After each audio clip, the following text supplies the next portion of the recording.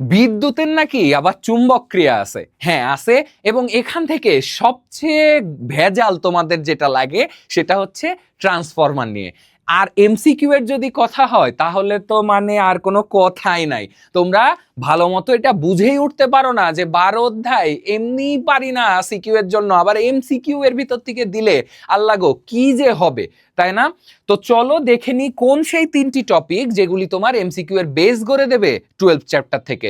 সবার আগে তোমাকে যেটি মনে রাখতে হবে, স্টেপ আপ এবং স্টেপ ডাউন ট্রান্সফরমারের বৈশিষ্ট্যগুলি তোমাকে পিন পয়েন্ট ভাবে মাথায় রাখতে হবে, কোনটাকে কেন কি বলা হচ্ছে।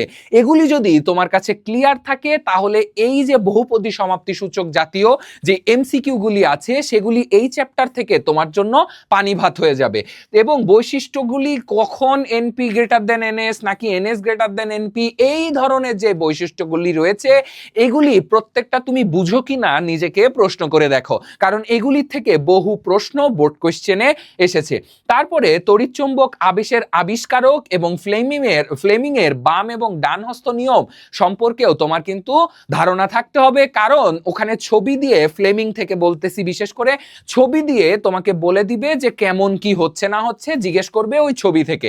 তাহলে সেগুলিও কিন্তু গুরুত্বপূর্ণ। তুমি দেখতে পাচ্ছ ঢাকা, রাজশাহী, কুমিল্লার মতো বড় বড় বোর্ডে কিন্তু এই কোশ্চেনগুলি করা হয়েছে। সো তুমি বুঝতেছো এখান থেকে কোশ্চেন বাদ দেওয়ার কোনো চান্স নাই।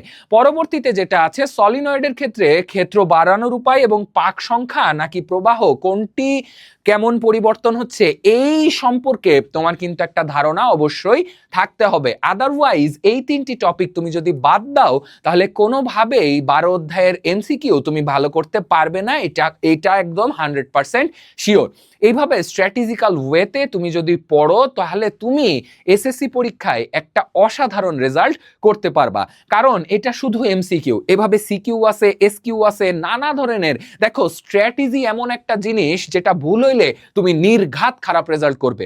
আমরা কিন্তু আমাদের FRMB ফাইনাল রিভিশন মাস্টার ব্যাচে ঠিক স্ট্র্যাটেজিক্যাল ওয়েতে আমাদের স্টুডেন্টদেরকে গাইড করছি যে কিভাবে তারা এসএসসিতে একটা সর্বোচ্চ রেজাল্ট ছিনিয়ে আনতে পারে। তো তুমি আর দেরি করছো কেন? আজই এনরোল করে ফেলো। এনরোল সম্পর্কিত তথ্য জানতে যোগাযোগ করো 01830302122 নাম্বারে, এবং চাইলে তুমি যোগাযোগ করতে পারো ফেসবুক মেসেঞ্জারে। দেখা হচ্ছে ক্লাসে, ততদিন পর্যন্ত তোমরা সবাই ভালো থাকো, সুস্থ থাকো, এবং অবশ্যই অবশ্যই ক্লাসভেলের সাথেই থাকো। তোমাদের সকলের জন্য শুভকামনা। আজকের ভিডিওটি এই পর্যন্তই। আসসালামু আলাইকুম।